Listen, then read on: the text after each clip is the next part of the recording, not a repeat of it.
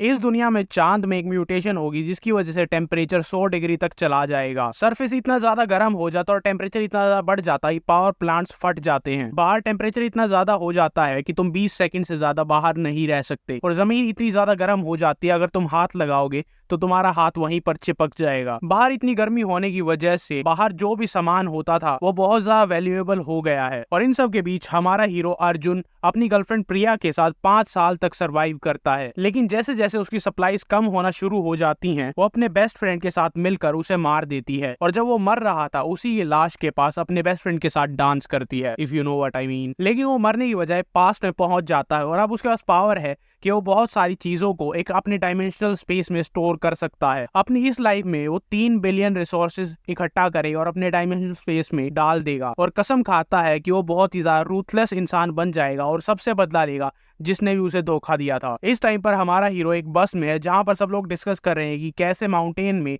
Volcano की वजह से बहुत सारे लोग मारे गए हैं और इसी वजह से उनके शहर को खाली करवाया जा रहा है। उस बस में जो पिंक ड्रेस में एक लड़की बैठी थी वो कहती है कि सब कुछ इतनी जल्दी हुआ कि मुझे कुछ खरीदने का टाइम भी नहीं मिला। उसके साथ जो लड़का बैठा था वो कहता है कि हमारे पूरे शहर में ऐसा ही हुआ कि सारी सप्लाईज अपने आप गायब होती जा रही हैं। उसके पास जो गंजा इंसान बैठा था वो कहता है कि हमारे शहर की लेक का पानी भी गायब हो गया है, और तो और हमारे शहर में जो सबसे बड़ा वेयर हाउस था उसकी सारी चीजें 1 सेकंड में गायब हो गई थी। वो लड़की हैरान होती है और कहती है कि ये सारी चीजें बिलियंस की होंगी। और इस टाइम पर हमारा हीरो जो उसके पीछे बैठा था वो कहता है बिलियंस नहीं, ट्रिलियंस में। और इतनी सारी चीजों का गायब होना प्लस जो नेचुरल डिजास्टर लगातार होते जा रहे हैं हम संभल कर रहे हैं, वही हमारे लिए अच्छा होगा। वो लड़की पीछे मुड़ती है और कहती है क्या ये सच में दुनिया का अंत होगा? और लड़का खुश होकर कहता है कि मैं तो बहुत एक्साइटेड हूँ, आखिरकार दुनिया खत्म होने के बाद सब लोग बराबर हो जाएंगे और सबको इक्वली ट्रीट किया जाएगा। लेकिन हमारा हीरो सोचता है कि जैसे जैसे दुनिया खत्म होने की तरफ जाएगी इनक्वालिटी बढ़ती ही जाएगी। दुनिया तबाह होने के बाद भी एक भी दिन ऐसा नहीं जब सबको इक्वली ट्रीट किया गया था। आखिरकार उसने खुद सब कुछ ये सब देखा था और अपनी पिछली लाइफ में वो बस एक ऑर्डिनरी सा डिलीवरी गाय था जब तक कि अपोकलिप्स नहीं आया था। हीट वेव्स अर्थ को हिट करती हैं, जमीन के नीचे टेक्टोनिक प्लेट्स मूव करती हैं और जमीन के नीचे जो मॉन्स्टर छुपे हुए थे वो बाहर आकर ऊपर सबको खाने लग जाते हैं और कुछ ही पलों में पूरी दुनिया बदल जाती है। जहाँ पर नई जमीन होती है वहीं पर नया कानून होता है, और वहाँ का कानून था जिसके पास खाना और रिसोर्सेज होंगे वो वहाँ पर सबसे ज्यादा पावरफुल होगा। सिर्फ कुछ इंस्टेंट नूडल्स मैगीज भी लाखों के बराबर थी और वो इंसान को कुछ भी करने के लिए मजबूर कर सकती थी। कोई भी छोटी सी चीज तुम्हें कुछ भी दिला सकती थी,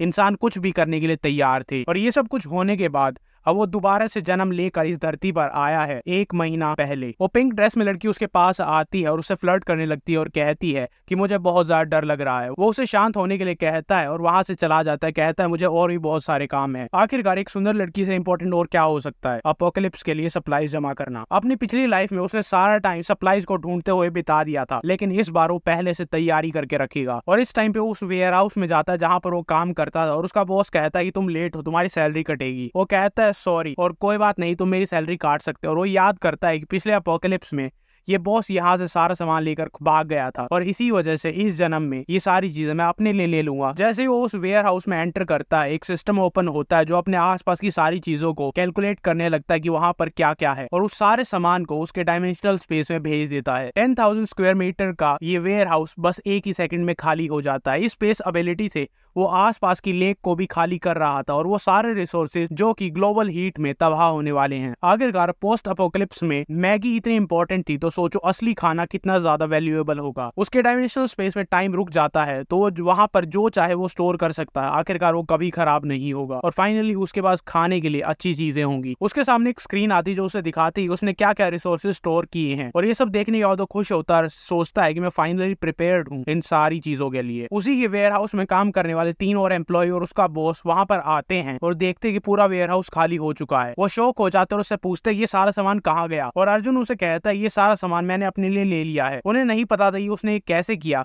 लेकिन उनका बॉस फिर भी उन्हें ऑर्डर देता है कि उसे जाओ पकड़ो। लेकिन जैसे ही वो उसे पकड़ने के लिए जाते हैं वो एक कदम पीछे लेता है और हवा में गायब हो जाता है। वो लोग हैरान हो जाते हैं कि एक इंसान हवा में कैसे गायब हो सकता है और वो उस बिल्डिंग से 3 मीटर दूर उस बिल्डिंग के बाहर जंप करके आ जाता है। ये उसकी दूसरी एबिलिटी है स्पेस जंप। इसकी मदद से वो कहीं भी एक पोर्टल को ओपन करके 3 मीटर दूर दूसरा पोर्टल ओपन कर सकता है जहाँ से वो निकल सकता है। इसकी मदद से वो बड़ी आसानी से सामान को चोरी कर सकता है, सामान को खरीद सकता है और वहां से बिना किसी मुसीबत के निकल सकता है। इसके बाद वो अपनी यूनिफॉर्म हवा में फेंकता है ये कहते हुए कि मैं रिजाइन करता हूँ। तभी उसका फोन वाइब्रेट रिपोर्ट करता है जिसमें नोटिफिकेशन आई थी गवर्नमेंट की तरफ से कि यहाँ पर बहुत सारी अननेचुरल चीजें हो रही हैं जिसकी वजह से कोई डिजास्टर हो सकता है, तो सभी सिविलियंस को बहुत ध्यान से रहना हो क्योंकि कभी भी कुछ भी हो सकता है। और ये देखकर अर्जुन हैरान हो जाता है क्योंकि अभी तक कुछ शुरू नहीं हुआ था, लेकिन तब भी गवर्नमेंट ये सब कुछ कह रही है। क्या उन्हें पहले से पता था कि ये होने वाला है? तभी उसके पास फोन आता है जो कि उसकी गर्लफ्रेंड प्रिया का था, जो उसे डांट रही होती है। ना फोन उठाते ही वो हेलो बोलती, ना हाय बोलती है, बस चिल्लाने लग जाती है कि तुम्हारी हिम्मत कैसी हुई, तुमने अपने घर को बेच दिया। तुम्हें क्या लगता है अगर तुम घर को बेच दोगे तो मैं तुम्हारे साथ रहूंगी? मुझे वो नहीं चाहिए, लेकिन फिर भी मैं और दूं। अगर मुझे तुमसे शादी करनी है तो तुम्हारे पास कुछ तो होना चाहिए। अगर तुम मुझसे शादी करना चाहते हो और मुझे सिक्योर फील करवाना चाहते हो तो उस घर को मेरे नाम पर कर दो, तभी मैं तुमसे शादी करूंगी। अर्जुन कहता है तुम्हारे पास और कुछ है कहने के लिए? और ये सुनकर वो कहती है ये किस तरह का एटीट्यूड है? अगर तुम मुझसे शादी करना चाहते हो तो वो सारे पेपर्स मेरे नाम पर कर दो, अगर नहीं तो मुझसे बात करने की सोचना भी मत। अर्जुन बिना कुछ कहे बिना कुछ सुने फोन काट देता है क्योंकि उसे याद आता है कि अपोकलिप्स में 5 साल तक वो हर रोज जाता था और सप्लाईज लेकर आता था, लेकिन 5 साल बाद जब वो घर पर आया वो बहुत ज्यादा सप्लाईज नहीं लेकर आ पाया और उन्होंने पीछे से उस पर हमला कर दिया था, बस ये जानने के लिए कि कहीं वो कुछ छुपा तो नहीं रहा है। और उसके मरने के बाद वो दोनों उसी की डेड बॉडी के पास डांस करते हैं। और तो और उसकी गर्लफ्रेंड ये भी कहती है कि अर्जुन एक लूजर था, इसी वजह से वो मारा गया, लेकिन तुम बहुत ही पावरफुल हो, इसी वजह से तुम मेरे साथ हो। अर्जुन मन ही मन सोचता कि मैं बहुत बड़ा बेवकूफ था कि इतने लंबे टाइम तक मैंने उन दोनों पर यकीन किया, लेकिन अब मुझे सब कुछ पता है और इस जिंदगी में उन्हें सारा हिसाब बराबर करना होगा। मैं प्रिया और करण दोनों से बदला लूंगा और इतनी जल्दी तो मैं उन्हें मरने भी नहीं दूंगा। जितना दर्द मुझे हुआ था उनसे 100 गुना दर्द दोनों को दूंगा। इसके बाद वो अपने आप को शांत करता और सोचता है कि जो चीजें मुझे चाहिए वो बाजार में नहीं मिलती, वो बस पैसे से खरीदे जा सकती है और अभी के लिए मुझे पैसे कैसे जुगाड़ने हैं उस पर फोकस करना होगा। इसके बाद वो एक बैंक मैनेजर को फोन करता है जिसका नाम ली था और कहता है कि मैं अपने घर को बेच रहा हूँ आधे प्राइस पर। मैं अपने घर को आधे प्राइस में बेच रहा हूँ, लेकिन मुझे पैसे अभी चाहिए। उस रियल एस्टेट एजेंसी के बाहर प्रिया और करण उसका वेट कर रहे थे। जब अर्जुन वहां पर पहुंचता है प्रिया उस पर गुस्सा करती है कि तुम्हारी हिम्मत कैसे हुई, तुमने मुझे इतनी देर तक वेट करवाया, लेकिन वो उसे इग्नोर करता और अंदर चला जाता है। और तभी उसकी गर्लफ्रेंड की बेस्ट फ्रेंड की इतनी हिम्मत होती है कि वो अर्जुन को कहता है कि तुम्हारी हिम्मत कैसे हुई घर को बेचने की? अगर तुमने दोबारा से ऐसा कुछ सोचा भी तो कल का सूरज नहीं देख पाओगे तुम। अर्जुन जो कि पिछले 5 साल में सब कुछ सीख चुका था और लड़ना बहुत अच्छे से आता था, वो उसका गला पकड़ता और उसे जमीन पर पटक देता है कि तू कौन है बे? मैं जो चाहे वो अपनी चीज के साथ कर सकता हूँ, वो मेरा घर है, मैं चाहे उसे बेचूं या रखूं, तू है कौन? प्रिया अपने बेस्ट फ्रेंड को बचाने के लिए आती है, लेकिन अर्जुन उसे भी एक थप्पड़ मारता है और वो नीचे गिर जाती है और वो हैरान हो जाती है कि ये क्या हो गया है, ये वो अर्जुन तो नहीं है जिसे मैं जानती थी। करण रो रहा होता और कहता है कि मैं मर जाऊंगा, मुझे छोड़ दो, लेकिन अर्जुन कहता है कि तुम चिंता मत करो, तुम इतनी आसानी से नहीं मरोगे और ना ही मैं इतनी आसानी से तुम्हें मरने दूंगा। अर्जुन उसे छोड़ देता है और अंदर जाने लगता है। और इसी बीच उसकी गर्लफ्रेंड प्रिया कहती है कि मैं तुम्हें आखिरी मौका दे रही हूँ, अगर तुम मेरे सामने घुटनों पर बैठकर मुझसे माफी मांगोगे तो शायद मैं तुमसे शादी कर लूं, लेकिन अगर तुम ऐसा नहीं करते हो तो सोचना भी मत। अर्जुन गुस्से में पीछे मुड़कर देखता है और वो दोनों इतने डर जाते हैं कि वो वहां से भाग जाते हैं। जब वो रियल एस्टेट के अंदर जाता है वहां पर उसका मैनेजर उसे पानी देता है और उसे बड़े अच्छे से ग्रीट करता है। और तुम्हें क्या लगता है वो ऐसा क्यों कर रहा है? क्योंकि अर्जुन के घर का प्राइस 1 मिलियन है और वो उसे बस 7 लाख में बेच रहा है। तो मैनेजर अगर उससे घर खरीद के किसी और को बेच देता है तो 3 लाख का प्रॉफिट कमा सकता है। अर्जुन उसे दोबारा से कहता है कि मैं घर बेचने के लिए तैयार हूँ, लेकिन मुझे पैसे अभी चाहिए। ऑब्वियसली बैंक मैनेजर अग्री करता है और कहता है कि आज हम सारे पेपर साइन कर लेते हैं और कल सुबह तक मैं सारे पैसे भेज दूंगा। अर्जुन अग्री करता है क्योंकि उसे पता है कि जैसे ही ग्लोबल हिट शुरू होगा घर और बिल्डिंग सारी वैल्यू लूज कर देंगे। शहर में इतने सारे डिजास्टर होने के बावजूद वो शहर बहुत ज्यादा शांत था और अभी तक सब कुछ नॉर्मल चल रहा था। वोल्केनो, सुनामी, डिजास्टर्स, अभी सब कुछ आना बाकी है। अर्जुन जब वहां से निकलकर गलियों में जा रहा था उसे एक पोस्टर दिखाई देता है, गेट लोन इंस्टेंट लोन। तो अपने घर के सर्टिफिकेट के साथ वहां पर जाता है और वहां पर जाकर हैरान हो जाता है क्योंकि उसी का बड़ा भाई है जिसकी पिटाई उसने अभी अभी की थी। मतलब करण का बड़ा भाई राकेश था। वो उसे कहता है कि मैं तुम्हें 5 लाख दे सकता हूँ, लेकिन तुम्हें घर के कागज यहीं परख कर जाने होंगे। अर्जुन कहता है कि मुझे 6 लाख चाहिए और मैं प्रॉमिस करता हूँ कि 1 हफ्ते के अंदर तुम्हें सारे पैसे वापस कर दूंगा। मैं कसीनो में सारे पैसे दुगने कर दूंगा और तुम्हें जल्दी से जल्दी वापस कर दूंगा। ये सुनकर राकेश सोचता है कि ये उन गैम्बलर्स में से है जो कि इस सारी चीजों के लिए अपने रिश्तेदारों को ही बेच सकते हैं और वो इस मौके का फायदा उठाना चाहता है क्योंकि वो कसीनो में सारे पैसे हार जाएगा, वापस नहीं कर पाएगा। वो उसका घर तो रख ही लेगा, प्लस उसके ऊपर जो 6 लाख का लोन होगा वो भी रह जाएगा। वो अग्री करता है और इसी के साथ उसके बैंक अकाउंट में और 6 लाख आ जाते हैं। प्रिया और करण बहुत ज्यादा गुस्सा थे क्योंकि अर्जुन ने उनके साथ मारपिटाई की थी, लेकिन वो अपने बड़े भाई से मिलने के लिए वहां पर जाता और देखता है कि अर्जुन वहीं से निकल रहा था। वो दोनों शौक हो जाते लेकिन उससे बात करने की हिम्मत नहीं करते और करण तो अभी भी अपने गले को पकड़ रहा था क्योंकि उसे दर्द हो रहा था, लेकिन वो डिसाइड करते कि वो उसका पीछा करेंगे। अर्जुन को पता था कि जैसे ही डिजास्टर शुरू होगा बहुत सारी बिल्डिंग्स कोलैप्स कर जाएंगी, लेकिन एक बिल्डिंग थी जो बिल्कुल आखिर तक बची रही थी, the grand horizon 5 star hotel. उसे पता था कि प्रेसिडेंशियल स्वीट बहुत ही अच्छा है और वहां पर एक स्विमिंग पूल भी है, और डिसाइड करता है कुछ टाइम के लिए इस होटल को एक बेस की तरह यूज करना सही फैसला होगा। और पिछली लाइफ में भी इस होटल में बहुत लंबे टाइम तक खाना रहा था। जब उस होटल में जाता है तो वहाँ की फीमेल वेट्रेस तारा उसे मिलती है। वो उसे पूछते है कि वो उसके लिए क्या कर सकती है, और अर्जुन कहता है कि मुझे 1000 टेबल बैंक्वेट की चाहिए। ये सुनकर वो हैरान हो जाती है और उसे एक टेबल ऑफर करती है और उसे बताती है और सोचती है कि ये किसी बहुत ही अमीर इंसान का बेटा होगा। वो उसे अलग अलग ऑप्शन दिखाती है और कहती है कि तुम इन सब में से चूज कर सकते हो, और वो डिसाइड करता है 10,000 पर टेबल मेरे लिए ठीक रहेगी, और इसके लिए मैं 5 लाख पहले ही एडवांस में दे दूंगा। और कहता है जैसे ही खाना डिलीवर हो जाएगा मैं बाकी सारी पेमेंट भी कर दूंगा। वो उसे दूसरे रूम में बुलाती है ताकि वो पेमेंट कर सके। ये 5 लाख बहुत ज्यादा नहीं है, लेकिन कोई ऐसा इंसान जो एक बार में ही 5 लाख खर्च कर दे उसका श्योरली बहुत सारे पैसे होंगे, और ये अच्छा होगा कि वो इस प्रोसेस को जल्दी से जल्दी करवा दे। वो उससे पूछती है क्या तुम शादी कर रहे हो, और वो कहता है कि हाँ ये सब शादी के लिए है, और तो और मुझे एक प्रेसिडेंशियल स्वीट भी चाहिए। वो उस होटल से बहुत खुश होकर निकलता है क्योंकि उसे 1 करोड़ का खाना बस 5 लाख के डिपॉजिट पर मिल गया था, और बाकी की पेमेंट के बारे में उसे कोई चिंता नहीं थी क्योंकि जैसे ही ग्लोबल हीट शुरू होगा आइस ब्लॉक्स करोड़ों की हो जाएंगी। जब अर्जुन वहां से जा रहा था तो तारा उसे देखकर सोचती है कि जो भी लड़की इससे शादी करेगी वो बहुत ज्यादा लकी होगी। तभी उसकी गर्लफ्रेंड प्रिया वहां पर आ जाती है और उससे पूछती है कि यहाँ पर क्या करने के लिए आया था, और उससे पूछती है कि तुम कौन हो। वो उसे बताती है कि मैं अर्जुन की गर्लफ्रेंड हूँ, और उसे बताती है कि तुम्हारे बॉयफ्रेंड ने अभी अभी 1000 टेबल्स बैंकेट की बुक की हैं, और तुम बहुत ही ज्यादा लकी हो कि तुम्हें ऐसा बॉयफ्रेंड मिला है। और तारा उसकी तरफ देखती है और सोचती है कि इसका बिहेवियर मुझे कुछ अच्छा नहीं लग रहा, लेकिन ये दिखने में सुंदर है, और अमीर आदमी हमेशा ऐसी लड़कियों को पसंद क्यों करते हैं। इसके बाद तारा उसे बताती है कि इनकी टोटल कॉस्ट 10 मिलियन है, यानी 1 करोड़। और ये सुनकर वो दोनों हैरान हो जाते हैं, लेकिन इसके बाद वो उसे एक और बात बताती है, उसने अभी के अभी 5 लाख डिपॉजिट भी कर दिए हैं। और ये सुनते ही उनकी आंखें फट जाती हैं, और ये सब सुनकर उसकी गर्लफ्रेंड को यकीन नहीं होता कि उस लूजर के पास इतने सारे पैसे हो ही नहीं सकते। लेकिन तारा उसे ट्रांजैक्शन दिखाती है जिसमें अर्जुन ने उसे 5 लाख ट्रांसफर किए थे, और वो सोचती है कि ये तो बस एक डिलीवरी वाला था, इसके बाद इतने सारे पैसे कहाँ से आए। होटल से बाहर निकलने के बाद करण प्रिया से पूछता है कि तुम्हें क्या लगता है वो 1000 लोगों को किन किन को बुलाएगा। और प्रिया तब तक खुश हो रही होती है कि अर्जुन सच में बहुत ज्यादा अमीर है, लेकिन उसने अपनी आइडेंटिटी को छुपा रखा था और मुझे सीक्रेटली अपने सारे अमीर दोस्तों के साथ मिलवाएगा। और इसी बीच करण उसके पास आने की कोशिश करता है, लेकिन वो उसे थप्पड़ मार देती है और कहती है कि मुझे जितनी ज्यादा अपॉर्चुनिटी हो सके वो निकालनी है ताकि मैं उस लूजर के साथ रह सकूं और अपनी रिच लाइफ को एंजॉय कर सकूं। और ये सोचते सोचते उसकी आंखें चमकने लग जाती हैं, और उसने कभी नहीं सोचा था कि उसे इस लूजर से शादी करनी पड़ेगी, लेकिन वो अगर इतना अमीर है तो क्यों नहीं। घर पर अर्जुन सब कुछ मिला रहा था, कैलकुलेट कर रहा था कि उसे कितने पैसे मिले हैं। उसे 7 लाख अपने घर के लिए लिए थे, उसके बाद 6 लाख का इंस्टेंट लोन, जिसमें 5 लाख वो बैंक के टेबल्स के लिए दे चुका है। इसके बाद वो सोचता अगर मेरा नाम खराब होने ही वाला है तो क्यों ना कुछ ऑनलाइन ऐप से भी लोन ले लिया जाए। उसके बाद एक के बाद एक अकाउंट्स बनाता है, फोटो खींचता है, अपना साइन अप करता है, और 80 ऐसी एप्स पर लॉग इन करने के बाद, साइन अप करने के बाद और इंस्टेंट लोन लेने के बाद 9,17,000 और इकट्ठे कर लेता है। और अब इतने सारे पैसे मिलने के बाद उसे बहुत सारी चीजें खरीदनी है, जैसे कि fire place, ice making machine, smokeless charcoal और आइस ब्लॉक्स, और कुछ और अलग चीजें जो कि अभी मार्केट में अवेलेबल नहीं है। और वो सोचता है सारी चीजों को ऑनलाइन बाय करने में कोई हर्ज नहीं है क्योंकि उनकी फास्ट डिलीवरी होती है और हर जगह जाकर सामान लेने में बहुत दिक्कत होगी, और ये सारी चीजें एक्सट्रीम हॉट और एक्सट्रीम कोल्ड को सरवाइव करने के लिए जरूरी हैं। अर्जुन अपने घर से निकलकर बाहर जा रहा था, तभी उसे एक लड़की आवाज देती है, और अर्जुन को पता था कि ये लड़की किसी भी अच्छे काम से नहीं आई होगी क्योंकि ये प्रिया की दोस्त है अनन्या, और इसने हमेशा अर्जुन के बारे में बुरा ही बोला है, हमेशा इसे लूजर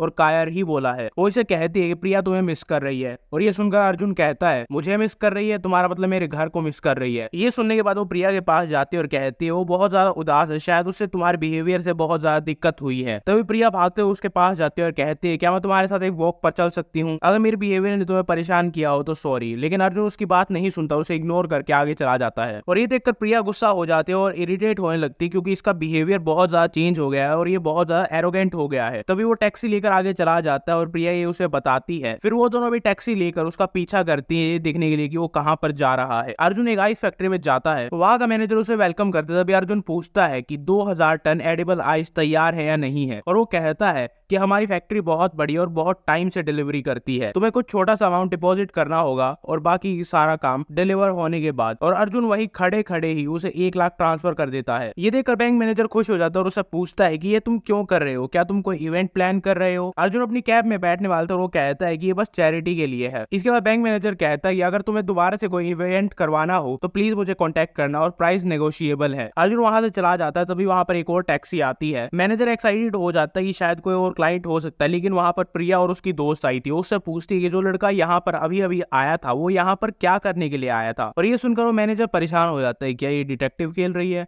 वो उसे बताती है कि उसका बॉयफ्रेंड है। मैनेजर उसे बताता है कि उसने 8 लाख की एडिबल आइस ऑर्डर की है।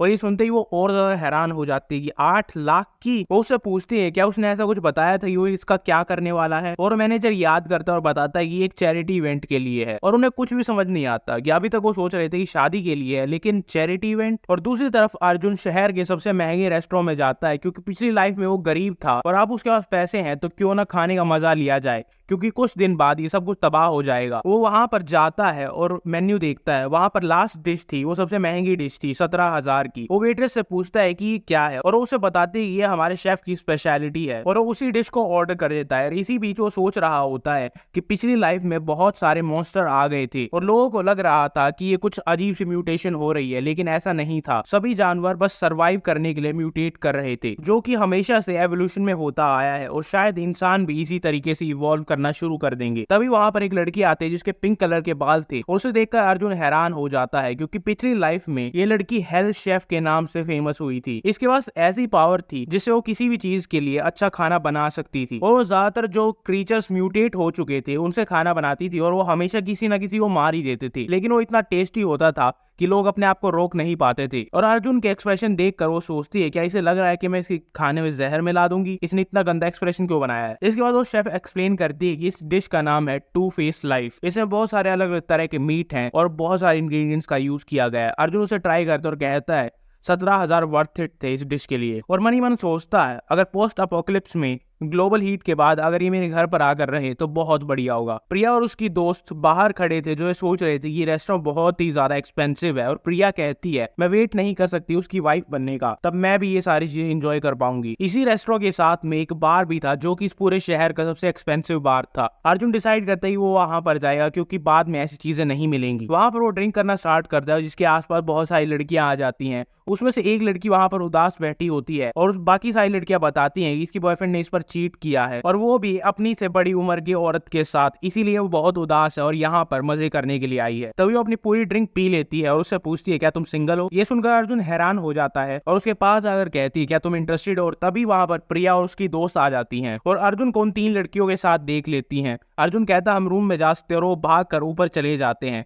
प्रिया और उसकी दोस्त उसे फॉलो करती है। रूम में जाने के बाद वो उसके माथे पर उंगली मारता है और कहता है कि तुम बहुत ज्यादा ड्रंक हो, अपने घर पर ही रहना और बहुत सारा खाना जमा कर लो, तुम्हें काम आएगा। और तभी वो वहां से चला जाता है। ऐसे ही अर्जुन उस लड़की को रूम में छोड़कर बाहर आता है। वो सोचता है कि ऐसा चांस बहुत कम मिलता है और कितनी बुरी बात है मुझे छोड़ना पड़ रहा है, लेकिन जब तक ये दोनों यहाँ पर हैं मुझे कोई चांस नहीं मिलेगा। प्रिया और उसकी दोस्त हर दरवाजे पर जाकर देख रही है कि अंदर रूम में कौन है, लेकिन अर्जुन वहां पर अपने स्पेशल जंप की मदद से आसानी से निकल जाता है। इसके बाद हमें दिखाया जाता है अगले दिन अर्जुन ने एक वेयर हाउस बुक किया था, जहां पर चारकोल फैक्ट्री से, आइस फैक्ट्री से, बैंक्वेट से सब वहां पर आए हुए थे डिलीवरी के लिए। ये देखकर करण हैरान हो जाता है कि इसने इतना बड़ा वेयर हाउस सिर्फ डिलीवरी के लिए बुक किया है। और अब तो प्रिया भी कंफ्यूज थी कि ये सब हो क्या रहा है। तभी प्रिया की दोस्त अनन्या कहती है देखो वहां पर सारे बैंकेट टेबल्स लग रहे हैं, क्या ऐसा हो सकता है कि जब यहाँ पर सब कुछ सेट हो जाएगा तभी यहाँ पर बहुत सारे अमीर गेस्ट आएंगे और वो अनाउंस करेगा कि वो तुमसे प्यार करता है और तुमसे शादी करना चाहता है। वो ये सब सुनकर खुश होती है और अपने आप को बहुत बड़ा समझने लगती है और कहती है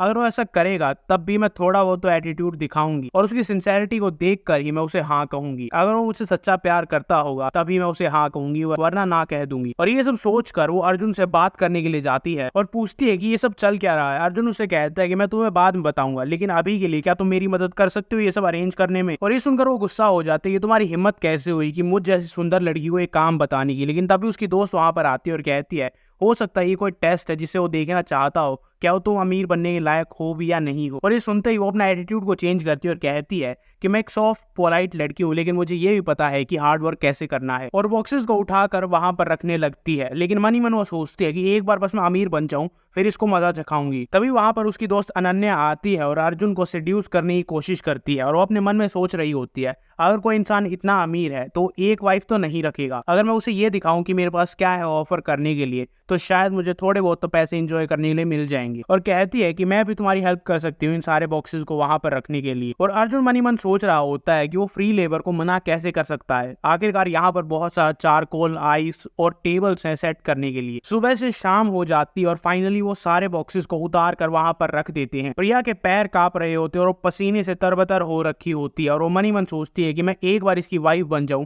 और मुझे सारे पैसे मिल जाए, फिर मैं इसे बताती हूँ जितनी इसने आज मुझे मेहनत करवाई है मैं इससे डबल मेहनत करवाऊंगी। और उसकी दोस्त भी जमीन पर गिर जाती है और कहती है कि मैंने भी आज पूरे दिन से बॉक्सेस उठाकर यहाँ से वहां रखे हैं, मैं सच में बहुत ज्यादा थक चुकी हूँ। प्रिया कहती है कि इसे जल्दी से जल्दी मुझे प्रपोज करना होगा इससे पहले कि सारे अमीर लोग यहाँ पर आ जाएं। प्रिया अपने मन ही मन चिल्ला रही होती है कि खाना ठंडा हो रहा है, जल्दी से जल्दी मुझे प्रपोज करो, बहुत हुआ ये टेस्ट, में कोई और टेस्ट नहीं दूंगी। और तब तक जो भी वहां पर डिलीवरी करने के लिए आए थे अर्जुन उन्हें बहुत सारे पैसे देता है टिप के तौर पर और वो सारे डिलीवरी वाले बहुत ज्यादा खुश हो जाते हैं। अर्जुन को थैंक यू कहते हैं और वहां से चले जाते हैं। और इसी बीच वहां पर प्रिया आती है और उसको बोलती है क्या तुम मुझे कुछ बताने नहीं वाले थे? अर्जुन कहता है हाँ, मेरी हेल्प करने के लिए थैंक यू, लेकिन तुम्हारे लिए कोई भी टिप नहीं है तो तुम जा सकती हो। प्रिया शौक में उसे कहती है कि झूठ बोलना बंद करो, गेस्ट यहाँ पर आते ही होंगे और यहाँ पर 1000 टेबल लगी हुई है, क्यों ना तुम मुझे शादी के लिए प्रपोज करो और फिर हम एक अच्छी लाइफ जी सके। अर्जुन पीछे उठता है और कहता है क्या सच में तुम शादी करना चाहती हो? क्योंकि मैं अपना घर बेच चुका और मेरे ऊपर बहुत सारा कर्जा है। और ये सुनकर वो कहती है अगर तुम्हारे ऊपर इतना सारा लोन है तो तुमने ये सब सेटअप कैसे किया? 1000 खाने की टेबल्स, आइस, चारकोल। और इसका जवाब देते हुए अर्जुन कहता है कि मैं बस अपने बहुत ही रिच बॉस की हेल्प कर रहा हूँ, वो एक चैरिटी इवेंट ऑर्गेनाइज करना चाहता था, क्या आप भी तो मुझसे शादी करना चाहती हो? प्रिया इतने गुस्से में हो जाती है, उसके ऊपर जंप करती है उसे मारने के लिए। अर्जुन साइड में हटता है और कहता है क्या हो गया तुम्हें? वो रोती है, चिल्लाती है और कहती है कि तुमने मुझसे झूठ बोला। और अर्जुन कहता है कि मैंने तुमसे कोई झूठ नहीं बोला। वो जमीन पर गिर गई थी और उसके बाद कहती है कि तुम सिर्फ पुअर लूजर हो और मुझसे शादी करने के बारे में कभी सोचना भी मत। अर्जुन वहां से जाने लगता है और कहता है गोल्ड डिगर की वैसे भी किसे परवाह है। प्रिया गुस्से में कहती है तुम कभी मेरे पास वापस आना, फिर मैं तुम्हें बताऊंगी। प्रिया और उसकी दोस्त जब वहां से गुस्से में जा रही होती हैं, अर्जुन उनकी तरफ देखता और कहता है कि तुम बहुत ज्यादा रिग्रेट करोगी जब ग्लोबल हीट शुरू होगी। उसके बाद उस वेयर हाउस का दरवाजा बंद करता है और सारी चीजों को अपने डायमेंशनल स्पेस में स्टोर करने लगता है। फाइनली सारी प्रिपरेशन हो चुकी है और वो दोबारा से उसी ग्रैंड होराइजन होटल में चला जाता है और वहीं पर वो भी था जिससे उसने लोन लिया था, यानी करण का बड़ा भाई राकेश। करण भी वहीं पर था, प्रिया भी वहीं पर थी। करण प्रिया को कहता है कि तुम उस लूजर के बारे में मत सोचो और वैसे भी तुम हमेशा मेरे साथ ही रहा करो। और वो सोचती है कि हाँ, ये उस लूजर से तो बहुत ही ज्यादा अच्छा है, तो इसके साथ रहने में मेरा फायदा है। और तभी वो देखते है कि उनके पीछे एक टेबल पर अर्जुन बैठकर खाना खा रहा होता है और करण उसे देखकर चिल्लाता और अपने भाई को कहता है कि यही वो लड़का है जिसने मुझे मारा था। राकेश उसकी तरफ देखता है और कहता है अच्छा तो तुम यहाँ पर हो, क्या सारे पैसे खत्म हो गए? तभी उसका छोटा भाई उससे पूछता है क्या तुम इसे जानते हो? राकेश कहता है कि इसने मुझसे 6 लाख उधार पर लिए थे और कल की डेट है जब ये मुझे वापस करेगा। और ये सुनकर करण बहुत ज्यादा खुश होता है और कहता है कि हम दोनों चीजों को सेटल कर सकते हैं, इससे पैसे भी ले लेंगे और इसने मुझे जो मारा था उसका भी बदला ले लेंगे। प्रिया और उसकी दोस्त सोचते हैं कि सच में हमने इस लूजर से छुटकारा पाकर बहुत अच्छा किया, मैं सोच भी कैसे रही थी कि मैं इससे शादी करूंगी। तभी राकेश उससे पूछता है कल तुम्हें पैसे देने हैं, आज तुम यहाँ पर इतने महंगे होटल में क्या कर रहे हो? क्या तुम्हारे पास सारे पैसे हैं? और तभी करण पीछे से चिल्लाता है भाई इससे बात ही मत करो, इसने मुझे मारा था, सीधा इसे मारते हैं। और तभी वहां पर होटल की वेट्रेस सारा आ जाती है और उससे पूछते हैं कि यहाँ पर क्या चल रहा है और कोई लड़ाई ना करे। राकेश वेट्रेस को कहता है कि अगर तुम इस लड़की को इस होटल से बाहर फेंक दोगे तो हमें कोई दिक्कत नहीं होगी। और तारा अर्जुन की तरफ मुड़ती है और उससे पूछती है कि क्या हो रहा है और वो कहता है कुछ ये कीड़े मकोड़े मुझे परेशान कर रहे हैं। और तभी राकेश गुस्से में उसकी टेबल पर स्लैम करता है और कहता है कि मैं सिर्फ इसलिए शांत था क्योंकि तुम्हें कल पैसे देने थे। और तभी उसके पीछे से एक आदमी आता है जिसका नाम है रवि, वो शैडो क्रू गैंग का लीडर है। और वो पीछे से राकेश को कहता है कि तुम्हें किसने परमिशन दी यहाँ पर शोर मचाने की? राकेश उसकी तरफ देखता और उसे पता था कि एक बिजनेसमैन है लेकिन ये अंडरवर्ल्ड में भी शामिल है और इसके नीचे बहुत सारे लोग काम करते हैं, तो इससे पंगा लेना ठीक नहीं होगा। वो उसे बताता है कि आज मेरी यहाँ पर एक मीटिंग है जिसकी वजह से मैं यहाँ पर आया हूँ, लेकिन मैं कोई भी मुसीबत क्रिएट करने के लिए यहाँ पर नहीं आया हूँ। अर्जुन भी इसे रिकॉग्नाइज करता है क्योंकि पिछले लाइफ में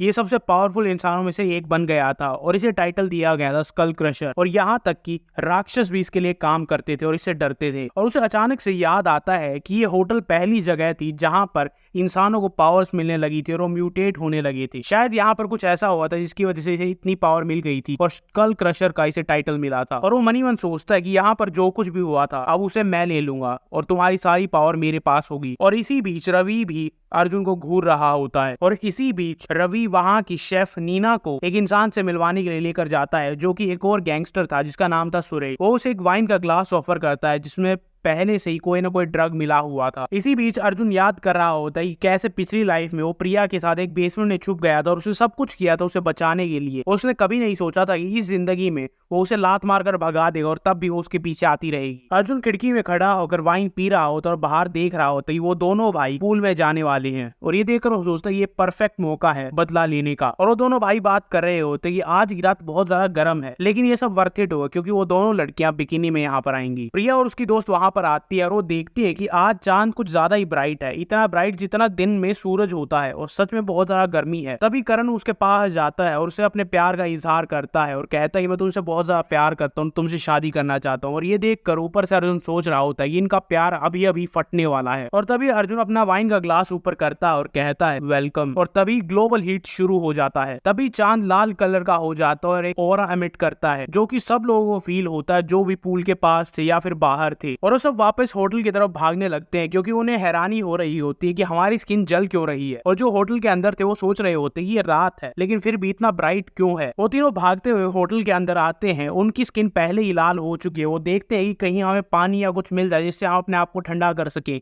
वहां पर एक फिश एक्वेरियम था। वो तीनों जाते हैं और उसमें जंप कर देते हैं। वो तीनों पानी में कूद कर अपने आप को ठंडा करते हैं। और तभी उसके आसपास के लोग कहते हैं कि राकेश कहाँ पर है। और तभी करण चिल्लाता है कि भाई कहाँ गया। और तभी राकेश बाहर से आता है जिसकी स्किन बहुत बुरी तरीके से जल चुकी है। और उस रूम में जहाँ पर शेफ नीना गई थी वहां पर सुरेश उससे पूछ रहा होता है कि तुम ड्रिंक क्यों नहीं पी रही हो। रवि उसे कहता है कि हमने एक बैंकेट तैयार किया है, वहां पर बहुत अच्छा खाना है, क्यों ना हम वहां पर जाएं। सुरेश उसे मना करता है और कहता है कि इस शहर में मैं अगर किसी को ड्रिंक दूं तो वो मना नहीं कर सकता, उसे पीना ही पड़ता है। और नीना सुनकर ये बहुत ज्यादा गुस्सा होती है क्योंकि उसे लगता है कि रवि ने उसे सेटअप किया और यहाँ पर फंसा दिया है। उसके मन में चल रहा होता है कि रवि अपना स्टेटस बढ़ाने के लिए इसने मुझे इसे ऑफर कर दिया। और वो सुरेश को बहुत अच्छे से जानती थी। इस शहर में कोई भी ऐसा नहीं है जो उसके खिलाफ जाने की हिम्मत करे और उसने बहुत सारी औरतों को परेशान किया है। और आज पूरे चांसेस हैं कि वो उसका शिकार बन जाएगी। और उसे पक्का पता है इस वाइन में कुछ ना कुछ तो मिला हुआ है। वो इस ड्रिंक को पी नहीं सकती लेकिन फिर भी वो कर क्या सकती है, क्या वो उसे मना कर देगी। जब वो ये सोच रही होती है वो क्या करे तभी वहां पर मून में म्यूटेशन शुरू होती है और वो सब जलने लगते हैं। तभी वो कर्टन्स को आगे लगा देते ताकि वो देख सके कि यहाँ पर हो क्या रहा है। तभी सुरेश कहता है कि हमें नीचे जाकर देखना चाहिए कि यहाँ पर हो क्या रहा है। और इसी बीच नीना बच जाती है। होटल की लॉबी में तारा सबको बता रही होती है कि रेस्क्यू टीम यहाँ पर आती ही होगी। तभी रवि अपने गैंग मेंबर से पूछता है कि यहाँ पर क्या हुआ है और उसे बताता है चांद अचानक से लाल हो गया था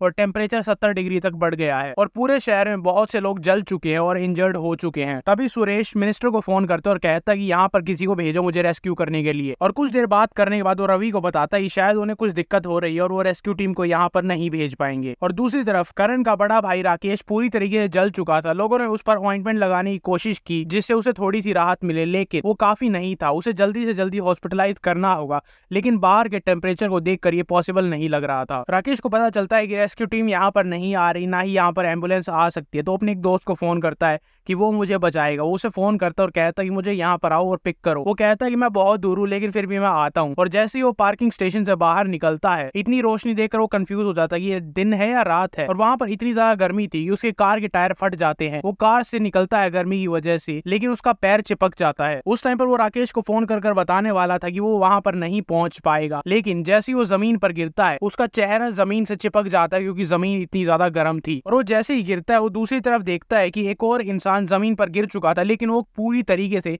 जल चुका था। वहां पर गर्मी इतनी ज्यादा हो चुकी थी कि खाल पिघल रही थी। वो उसी से डर जाता और उठने की कोशिश करता और ये रियलाइज नहीं करता है कि उसका चेहरा पहले ही जमीन पर चिपक चुका था। और दूसरी तरफ फोन में जब होटल में ये सारी बातें सुनाई देती हैं वो उन्हें चिल्लाता हुआ सुनाई देता है तो बहुत ज्यादा डर जाते हैं कि इतनी ज्यादा गर्मी हो रही कि कोई पिघल रहा है। जब ये सब कुछ हो रहा था पूरा शहर इस गर्मी से परेशान था, सब लोग मर रहे थे। गवर्नमेंट अनाउंसमेंट कर रही थी कि टेम्परेचर 75 डिग्री तक पहुंच चुका है। तब भी हमारी कहानी का हीरो अर्जुन अपने रूम में बड़े आराम से कंट्रोल टेम्परेचर में सो रहा था। कुछ देर बाद गवर्नमेंट दोबारा से अनाउंसमेंट करती है कि टेम्परेचर 100 डिग्री तक पहुंच चुका है और सब लोग अपने घर के अंदर ही रहे। और इतनी ज्यादा गर्मी की वजह से पावर प्लांट और कम्युनिकेशन डिवाइस सब कुछ फट जाते हैं जिसकी वजह से वो किसी को भी कॉन्टेक्ट नहीं कर पाते और पावर प्लांट फटने की वजह से कहीं पर भी बिजली नहीं होती। इसी बीच प्रिया और उसकी दोस्त कंप्लेन कर रही होती हैं कि हमें इस रूम में नहीं रहना, यहाँ पर आदमी आदमी। और तभी सारी लाइट चली जाती है और उसी के साथ एसी जो चल रहा था वो भी चला जाता है। गर्मी की वजह से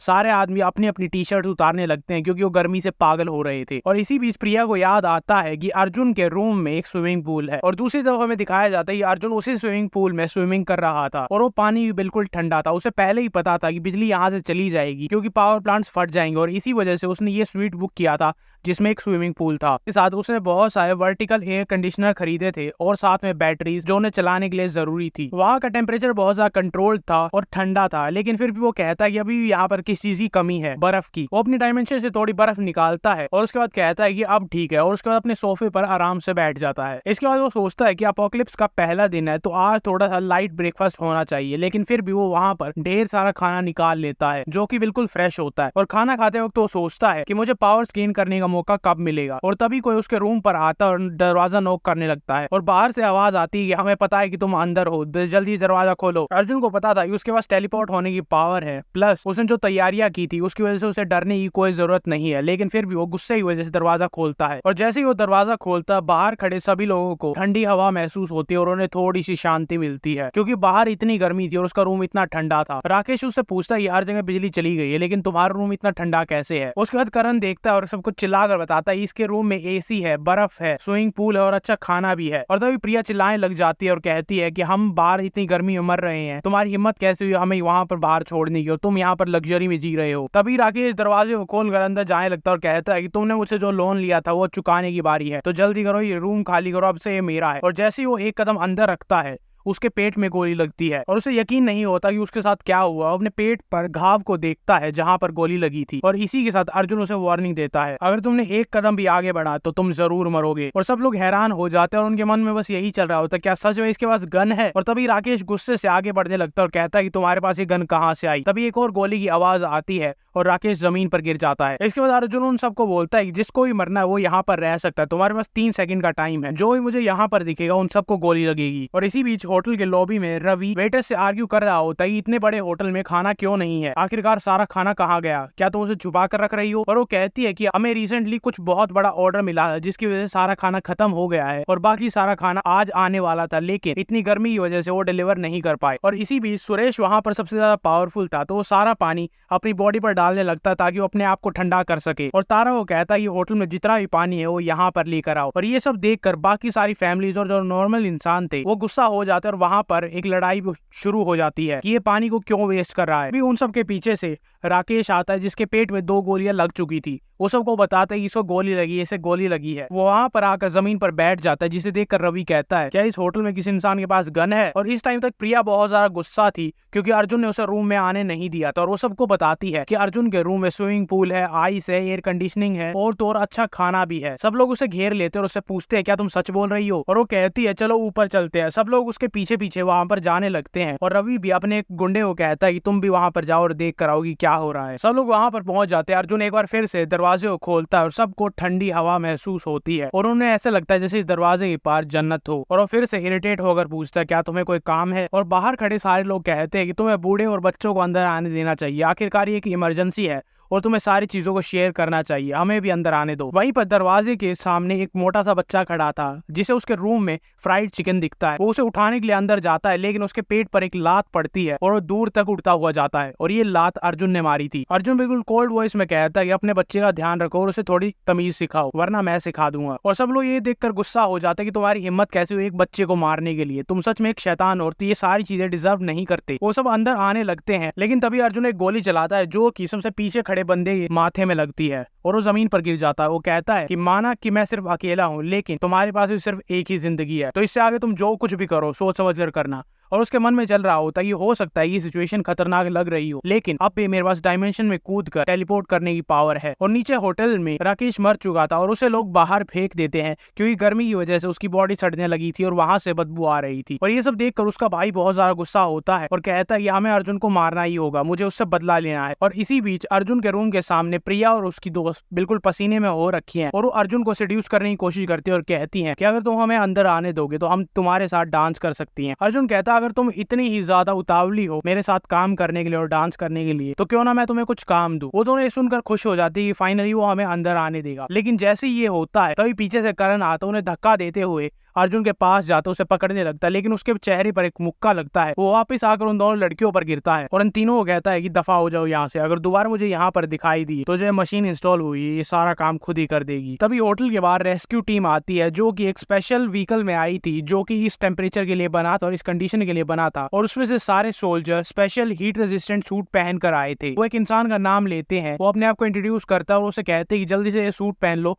और हमारे साथ चलो। इसी बीच सुरेश सामने आता और कहता है कि मुझे भी साथ ले चलो, और वो सोल्जर्स की तरफ जाने लगता है। तभी एक सोल्जर उसका हाथ पकड़ता और मोड़ देता और कहता है रेस्क्यू ऑपरेशन में बीच में मुसीबत खड़ी मत करो, बाकी सब के लिए रेस्क्यू ऑपरेशन आज रात 12 बजे होगा। और ये सुनकर सारे लोग खुश हो जाते हैं और वो सोचते हैं कि गवर्नमेंट ने हमें अबेंडन नहीं किया है। सुरेश गैंग लीडर रवि को कहता है कुछ तो करो, लेकिन उसकी तरफ इतनी सारी गन पॉइंट हो रखी थी कि वो भी कुछ नहीं कर सकता था। तभी प्रिया वहां पर आती है और एक सोल्जर का हाथ पकड़कर कहती है कि यहाँ पर एक किलर है जिसने यहाँ पर पहले ही 2 लोगों को मार चुका है और अगर तुम हमें यहाँ पर छोड़कर जाओगे तो हम सबको मार देगा। उनमें से एक सोल्जर जिसका नाम फैंग था वो अपना सूट उतारता और कहता है मैं एक बार देख कर आता हूँ यहाँ पर चल क्या रहा है। उसका साथी उसे कहता है कि ज्यादा इंपल्सिव डिसीजन मत लेना और किसी खतरे में मत पड़ जाना। वो गन लेकर धीरे धीरे ऊपर जाता है चेक करने के लिए कि ऊपर है कौन, और प्रिया नीचे खड़ी होकर एक डेविल की तरह सोच रही थी कि ये परफेक्ट मौका उसे मरवाने का, और जब वो मर जाएगा तो उसके रूम की सारी चीजें वो अपने लिए ले लेगी। फैंग बहुत धीरे से ऊपर जा रहा था हर कोने को देखते हुए कि कोई यहाँ पर है तो नहीं। तभी वो एक कोने में नोटिस करता है वहां पर कैमरा है। तभी वो दरवाजे की तरफ देखता है, दरवाजा खुलता है और वहां से एक फ्लैश बैंग आता है और वो जैसे ही फटता है वहां पर बहुत तेज रोशनी आती है और उसे कुछ दिखाई नहीं देता। और तभी वहां पर स्लीपिंग गैस आती है जिसकी वजह से वो सो जाता है। अर्जुन पीछे से आता है और उसके सर पर वार करता है और जैसे उसकी आंख खुलती है वो एक चेयर से बंधा हुआ था और वो देखता है ये कमरा इतना ठंडा कैसे है, और उसके सामने अर्जुन खड़ा था जो कि उसका आईडी कार्ड पढ़ रहा था। तुम स्पेशल टीम से हो और तुम्हारा नाम है फैंग। फैंग अपनी आंखें खोलता और ये देख कर अर्जुन कहता है तुम जाग चुके, चलो बात करते हैं। उससे पूछता कि तुम हो कौन, कहाँ से आए हो, तुम्हारे पास इतनी सारी बर्फ और इतनी सारी चीजें कैसे हैं, और तुम्हारे पास ये गन कहाँ से आई। अर्जुन कहता है मैं बस एक नॉर्मल सा लड़का हूँ जो अभी अभी ग्रेजुएट हुआ है, और जहां तक इन गन्स की बात है तो ये मिडिल ईस्ट पे एक ट्रिप पे गया था, मुझे वहां पर मिले थे। अर्जुन उससे पूछता है क्या गवर्नमेंट ने रेस्क्यू पॉइंट कल के लिए रखा है, और ये सुनकर वो हैरान हो जाता है कि इसे ये सारी इन्फॉर्मेशन कैसे पता है। हम अभी होटल की लॉबी में थे जहां पर हमने सबको ये बताया था, तो ये इन्फॉर्मेशन इस तक कैसे पहुंची। इससे अर्जुन को ये कंफर्म हो जाता है ये सब कुछ वैसा ही होगा जैसे पिछली लाइफ में हुआ था, और उसे बताता है कि ज्यादातर लोग 10 मिनट से ज्यादा बाहर सर्वाइव नहीं कर पाएंगे और मोस्टली लोग रेस्क्यू पॉइंट पर पहुंचने से पहले ही मर जाएंगे। बदले में फैंग कहता है कि ज्यादातर लोग अपने घर में फंसे हुए, वो गर्मी को बर्दाश्त नहीं कर पा रहे और ना ही उनके पास खाना है, तो उनके पास सिर्फ एक ही ऑप्शन बचता है कि वो रेस्क्यू पॉइंट तक पहुंच जाए, और हमारे पास इतना टाइम नहीं है कि हम व्हीकल्स को बनाए और सबको एक कार में भरकर लेकर जा सके, क्योंकि इन सबको बनाने में बहुत ज्यादा टाइम लगता है। अर्जुन उसे कहता है अगर सारे लोग अपने सर पर ब्लैंकेट लेकर यहाँ से जाएंगे तो शायद वो सर्वाइव कर पाए। इसके बाद उसके सर पर बंदूक रखता है और फैंग चिल्लाता है कि कम से कम मुझे लोगों को ये बताने दो कि वो सर पर ब्लैंकेट रखकर बच सकते हैं और रेस्क्यू पॉइंट तक पहुंच सकते हैं, और उसकी रस्सियां काट देता है। उसे थोड़ी दूर खड़ा होकर कहता है कि मैं तुम्हारी रिस्पेक्ट करता हूँ कि तुम लोगों की हेल्प करने की कोशिश कर रहे हो और अब तुम जा सकते हो, बस यहाँ पर दोबारा मत आना। और फैंग उससे पूछता है क्या तुम्हें डर नहीं लगता कि मैं और लोगों को लेकर यहाँ पर दोबारा आऊंगा। अर्जुन उसे कहता है तुम्हें चिंता करने की जरूरत नहीं है, और उसे गन दिखाता है और वो देखते ही पहचान जाता है ये क्या है। फेशियल रिकॉग्निशन के साथ मशीन गन अटैच्ड है। अगर यहाँ पर कोई भी अननोन इंसान आता है अर्जुन को छोड़कर तो ऑटोमेटिकली सबको मार देगा। वो फिर से उससे पूछता है कि आखिरकार ये तुम्हें कहाँ पर मिली, और अर्जुन पहले ही जवाब दे चुका था कि ये मिडिल ईस्ट से मिली है, और कहता है जल्दी से रूम से निकल जाओ क्योंकि मेरे पास टाइम नहीं है तुम्हारे साथ बातें करने का। वो अपना सूट पहनकर वहां से निकल जाता है। सुरेश ये देखकर बहुत ज्यादा गुस्सा होता है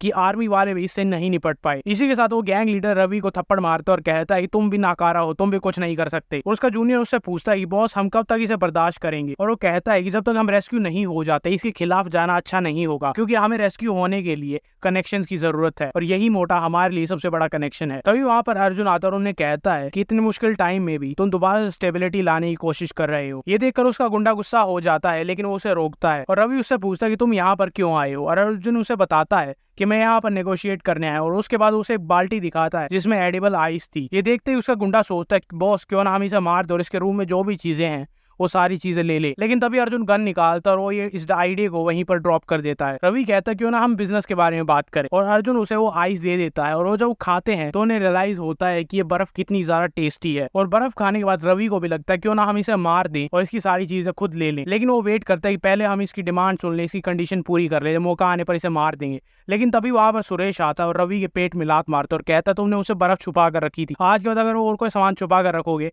तो मैं तुम्हें जान से मार दूंगा। आज रवि का गुस्सा बढ़ बढ़ने लगता है। लेकिन तभी सुरेश वेट्रेस को देखता है और कहता है कि ये बहुत ही शरीफ लड़की है, सब लोग मरने वाले हैं और अभी तक इसकी इतनी मत भी नहीं हुई कि अपने कपड़े उतार दे और गर्मी की वजह से थोड़ी तो सांस ले। सुरेश उसका हाथ पकड़कर बदतमीजी करने लगता है, लेकिन वो उससे अपना हाथ हटा देती है और उसे चाटा मारती है और कहती है कि मुझसे दूर रहो, लेकिन फिर भी वो बदतमीजी करता रहता है और वो जमीन पर गिर जाती है। और सुरेश कहता है कि तुम इतनी ज्यादा गर्मी में पसीने में हो, मैं तुम्हारी बस मदद कर रहा हूँ। देखने के बाद रवि का गुस्सा इतना बढ़ चुका था कि उसकी गर्दन पर मुक्का मारता है और उसे जान से मार देता है और कहता है कि ये सारी जगह केओस में भर चुकी है, तुम सबको मेरा ऑर्डर मानना होगा वरना तुम रेस्क्यू पॉइंट के लिए जा सकते हो और अब ये पूरा एरिया मेरे कंट्रोल में है। अर्जुन ऊपर खड़ा होकर सारी चीजों को देख रहा था और वो सोचता है कि पिछली लाइफ में भी यहाँ का लीडर था, तो उसने बस चीजों को थोड़ा स्पीड अप कर दिया है और उसने जो स्पीच रवि के सामने दी थी वो काम कर रही है। और इसी के साथ वो दोनों जो सुरेश और रमेश मरे थे उन दोनों को बाहर फेंक दिया था। प्रिया और उसकी दोस्त कहती है हम जो तुम चाहोगे वो करेंगे, लेकिन हमें थोड़ी सी बर्फ दे दो। रवि उनकी तरफ वो बाल्टी फेंकता है और कहता है ये लो, लेकिन तुम्हें मेरी सारी बातें माननी पड़ेंगी। उसका गुंडा उससे पूछता है क्या तुम दोनों रेस्क्यू पॉइंट पर नहीं जाओगी, और उसमें से प्रिया कहती है रेस्क्यू पॉइंट बहुत ज्यादा दूर है और मुझे नहीं लगता कि हम सर्वाइव कर पाएंगे। और वो रवि से पूछता है कि अगर हमारे पास रिसोर्सेज इतने कम है तो तुम इन दोनों को यहाँ पर क्यों रख रहे हो। और रवि उससे कहता है ये सब एक प्लान का हिस्सा है, इन दोनों की वजह से हम अर्जुन को मारेंगे। और रात के 12 बजे प्रिया और उसकी दोस्त भी रेस्क्यू पॉइंट के लिए जाने लगती है, लेकिन तभी वहां पर गुंडा आता है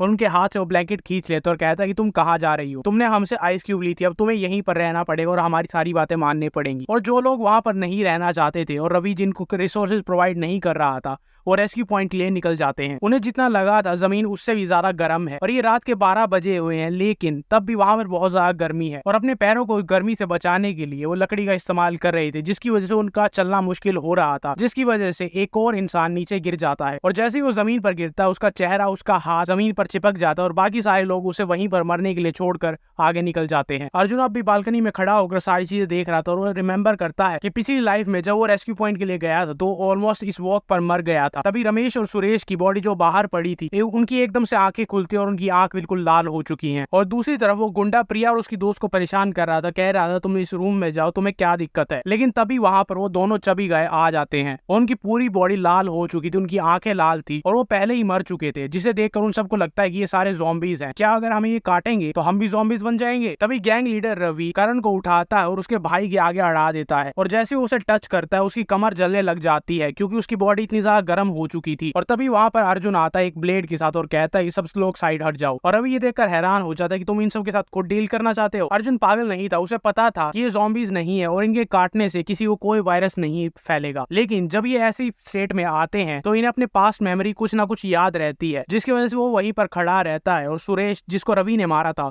वो डायरेक्ट उसी की तरफ चला जाता है। और राकेश को अर्जुन ने मारा था, इसीलिए वो डायरेक्ट अर्जुन के पास आता है और उस पर अटैक कर देता है। और उसे पता था इन जैसे इंसानों को मारने की वजह से उन्हें पावर मिल सकती है और वो अपना चांस लेता है, डायरेक्ट जाता है और राकेश को तलवार से काट देता है, जिसकी वजह से उसके अंदर से एक पर्पल कलर का क्रिस्टल निकलता है। वो उसे पकड़ता है और ऊपर की तरफ जंप करता है। उसके पीछे सुरेश आ रहा था लेकिन वो उसको लात मार कर निकल जाता है और सबको कहता है कि तुम इसके साथ लड़ो और एंजॉय करो। रवि दोबारा से करण को उठाता और उस मोटे के आगे लगा देता है, उसकी स्किन दोबारा से जलने लग जाती है। अर्जुन अपने रूम में उस क्रिस्टल को लेकर देख रहा था कि ये बहुत ज्यादा रेयर है और इसकी वजह से इंसानों को पावर मिल सकती है। उसके हाथ में एक ड्रिंक होती है, वो उसमें क्रिस्टल डालता है, उसे अब्सॉर्ब करके पीने लगता है क्योंकि यही पावर्स को अब्सॉर्ब करने का तरीका है। और वो जैसे ही उसे पीता है उसकी आंखें लाल हो जाती है और वो चिल्लाने लग जाता है, उसके सारे कपड़े जल जाते हैं और फट जाते हैं। इसके बाद वो बर्फ पर गिर जाता है ताकि उसे थोड़ी सी चैन मिले। दूसरी तरफ हमें दिखाया जाता है कि हॉलवे में वो दूसरा इंसान भी मर चुका है, लेकिन उसकी वजह से उनका सारा पानी खत्म हो गया था और अब वहां पर पानी खत्म हो चुका है। ये देखकर प्रिया की दोस्त अनन्या वहां से जाने की जिद करती है, लेकिन वो गुंडा कहता है कि तुम यहाँ से नहीं जा सकते। तभी वो कहती है प्रिया अर्जुन की वाइफ बनने वाली थी, क्यों ना हम उसे यूज करें ताकि अर्जुन को मार सके और उसकी चीजें छीन सके। ये सुनकर प्रिया कहती है कि मैं तुम्हारे साथ कोऑपरेट करूंगी, लेकिन उससे पहले मैं कुछ मीट खाना चाहती हूँ। और गुंडा उसे कहता है कि रेफ्रिजरेटर बहुत पहले बंद हो चुका और हमारे पास कोई भी मीट नहीं है। और तभी रवि प्रिया के पास आता और कहता है अगर तुम्हें मीट खाना है तो मेरे पास एक तरीका है, लेकिन तुम्हें ये खुद करना होगा। और बाकी दोनों गुंडे उसकी दोस्त अनन्या को पकड़ लेते हैं। प्रिया उसे कहती है क्या सच में हम ये वाला मीट खाने वाले हैं। और ये सब देखने के बाद अनन्या कांप रही होती है, लेकिन उसकी दोस्त धीरे धीरे उसके पास आ रही थी। अनन्या उसे देखकर कहती है कि तुम ये करने तो नहीं वाली हो। और वो कहती है तुमने इन सब के सामने झूठ बोला कि मैं उसकी वाइफ बनने वाली थी, तुमने मुझे धोखा दिया, तो तुम ये डिजर्व करती हो। और वो बिना किसी हेजिटेशन की 3 बार उसे मारती है और वो जमीन पर गिर जाती है। वो गुंडे भी ये देखकर हैरान थे कि इसने बिना किसी झिझक के अपनी ही दोस्त को इतनी बेरहमी से मार दिया। और वो कहती है कि अगर मुझे प्यास लगेगी तो मैं अर्जुन को मारकर उसका खून पी जाऊंगी। और दूसरा गुंडा रवि से पूछता है क्या हम सच में इसे खाने वाले हैं, और वो कहता है कि जल्दी करो वरना इसका मीट सूख जाएगा। दूसरी तरफ अर्जुन रूम में यहाँ से वहां कूद रहा था, अपनी पावर्स को टेस्ट कर रहा था। और वो गर्मी से और ज्यादा रेजिस्टेंट हो गया था, उसे इतनी गर्मी नहीं लग रही थी, प्लस उसकी पावर बढ़ चुकी थी। और तभी अर्जुन कैमरे से देखता है कि बाहर शेफ नीना खड़ी थी और वो बाहर खड़ी होकर सोच रही होती कि नीचे बहुत ज्यादा खून खराबा हो रहा है और मैं वहां पर रहकर सर्वाइव नहीं कर सकती, तो मुझे अर्जुन से हेल्प लेनी होगी ताकि वो मेरी वैल्यू देखकर मुझे हेल्प करे। और अर्जुन इतनी ज्यादा एक्साइटमेंट में था कि वो बिना कपड़ों के बाहर चला जाता है, जिसे देखकर नीना चिल्लाने लगती है और वो कहता है सॉरी सॉरी, मैं बहुत ज्यादा एक्साइटेड था और किस चीज को लेकर खुश था, मैंने ये जानबूझकर नहीं किया। उसके बाद वो अंदर आती है और उसे कहती है क्या प्लीज मैं तुम्हारे साथ रह सकती हूँ। और अर्जुन कहता है कि माना तुम सुंदर हो लेकिन इस वजह से मैं तुम्हें अपने साथ नहीं रख सकता, क्योंकि इस टाइम पर रिसोर्सेज बहुत ज्यादा कम है और वैल्यूएबल है। पिछली लाइफ में नीना ने रवि के साथ एक कोऑपरेटिव रिलेशन बनाया था और अर्जुन पहले ही सोच चुका था कि वो नीना को अपने साथ रखेगा, लेकिन वहाँ का एनवायरनमेंट अभी थोड़ा अजीब सा था। और नीना कहती है कि मैं सिर्फ एक शेफ नहीं हूँ, मैं एक ट्रेन डॉक्टर भी हूँ, एक सर्जन हूँ जो कि 3 साल से प्रैक्टिस कर रही है। अर्जुन कहता है कि तुम डॉक्टर हो, ये बहुत अच्छी बात है और इस टाइम पर एक डॉक्टर बहुत ही वैल्यूएबल चीज होती है, लेकिन फिर भी तुम्हें अपने आप को साबित करना होगा कि तुम भी हो, अपने सारे कपड़े उतार कर। और ये सुनते ही नीना शॉक हो जाती है। टमाटर बड़े मजेदार,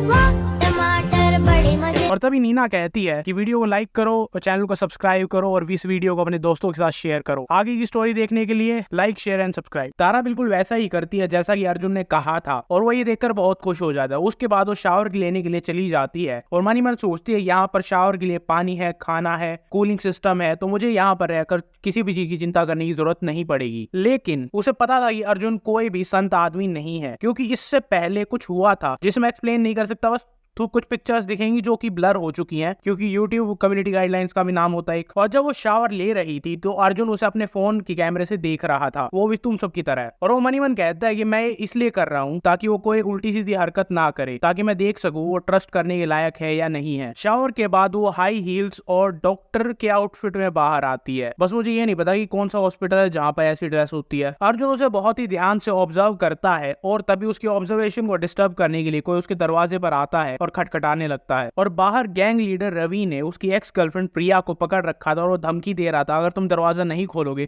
तो मैं इसे जान से मार दूंगा। और तारा उसे कहती है कि इन्होंने अपनी बेस्ट फ्रेंड को मारकर खा लिया है, अगर तुम दरवाजा खोलोगे तो ये हमें भी मार देंगे। और ये सुनकर अर्जुन दोबारा से कंफर्म करता है क्या उन्होंने किसी इंसान को खाया है। उसके दरवाजे के बाहर 3 गैंग मेंबर्स प्रिया को पकड़कर रोक रहे थे। अर्जुन अपने दरवाजे से बाहर आता है और उसे नाम से बुलाती है। अर्जुन पीछे मुड़कर देखता है कि क्या हुआ है। वो कहती है कि मैं तुम्हारी हेल्प करना चाहती हूँ और उसके हाथ में एक विप थी। और ये देखकर अर्जुन कहता है कि तुम डर कर भाग नहीं रही हो, यही मेरे लिए काफी है, लेकिन अगर तुम इन कपड़ों में बाहर आओगी तो आप पक्का हार जाऊंगा, क्योंकि आप बहुत ज्यादा डिस्ट्रैक्ट हो रहा हूँ, तो तुम अंदर जाओ। ये सुनकर वो कंफ्यूज हो जाती है कि अर्जुन ऐसा क्यों कह रहा है, लेकिन वो फिर खुद को देखती है और अंदर चली जाती है। प्रिया बहुत ही अजीब अजीब सी आवाजें निकाल रही थी और एक मॉन्स्टर स्क्रीम के साथ वो उस पर अटैक कर देती है। उसका मुंह इतना बड़ा हो चुका था कि वो पूरे इंसान को खा सके और इसी के साथ वो अपने पंजों से अर्जुन पर अटैक करती है। लेकिन उसके सरप्राइज के लिए अर्जुन तब तक अपनी पावर्स को एक्टिवेट कर चुका था और उसे बस कुछ छोटे मोटे स्क्रैच आए थे। लेकिन पीछे तारा को ये सब नहीं पता था और वो चिल्लाती है कि तुम ठीक तो हो। वो अपनी पूंछ की मदद से बहुत जल्दी जंप करती है और उसके पीछे चली जाती है और उसके गर्दन पर काट लेती है। वो इस चीज का फायदा उठा रही थी कि वो अभी हिल नहीं पा रहा या हिल नहीं रहा है, लेकिन वो उसकी स्किन को पेनिट्रेट नहीं कर पाती क्योंकि उसकी स्किन